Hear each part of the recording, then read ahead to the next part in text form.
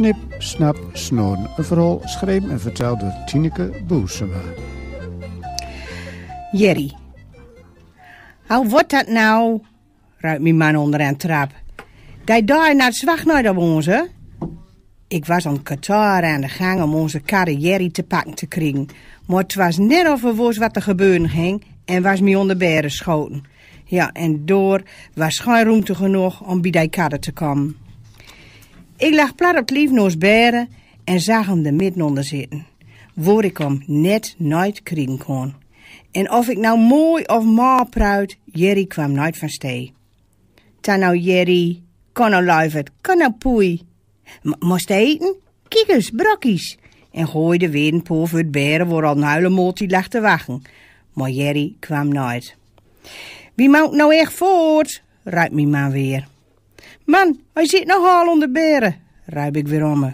Zoals me wel helpen mouten, het is weer zoiets.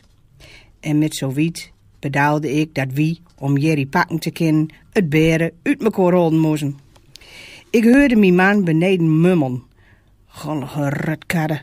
Maar hij kwam er gelijk aan om me te helpen. Al in goud wij van beren holt. Matras tegen de muren zet en de lattenbodem eruit holt. Huil beren lag uit een kanter en wel zat er stilletjes in het midden van de troep Jerry. Hij keek wat bunzelig om zich touw en begon te snorren. Ja, en toen kon we hem zo pakken. Jerry wou in zijn kurfje doen en wou op achterbanken zet. Mijn man wilde de auto starten, maar vroeg me nog even van tevoren of ik alles bij me haar en de kloven was. Ik keek even met mijn puutje met kattenspulden en deed mijn doem omhoog. Mijn man steende een poormol en keek even naar boven of een schuitgebed deed, stak sleutel in contact en startte de auto. En jawel, Jerry kwam gelijk in actie en ging mouden en mouden en mouden.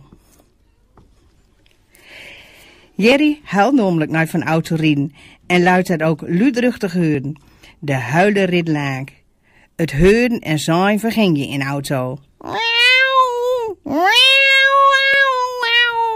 Nou, en dat ging zo deur tot we op plots van bestemmen werden. Wie pruit onderwegens ook nooit, dan weer omdat we elkaar toch niet verstaan konden.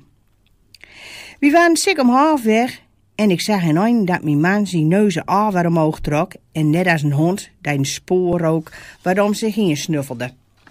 Ik had al lang geroken, maar niks zegt omdat hij er altijd zo'n gedauw van maakt. Oh, gadver. Bah, ik geloof dat ik hem rook. Ja, het is alweer lukt. Ik roek kattenstront.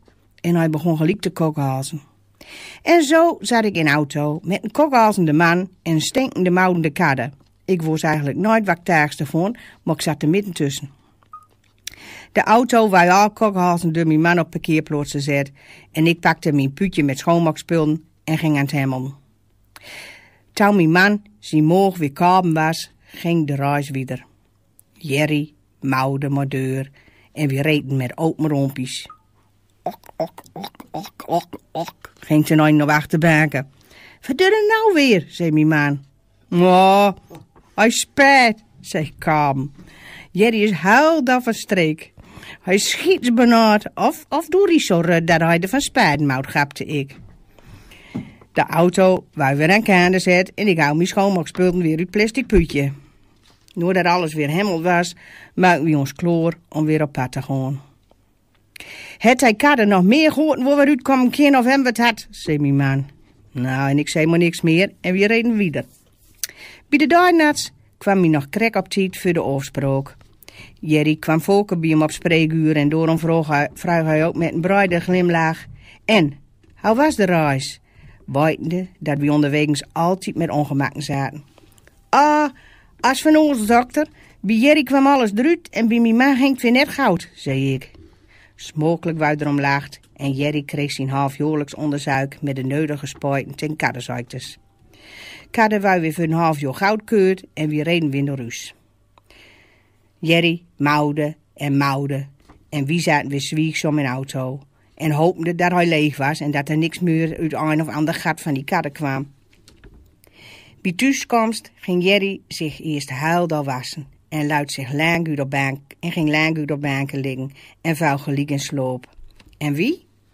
Wie ging geradbrood naar boven? Maar niet om u te rusten, maar om ons beren weer in elkaar te zetten.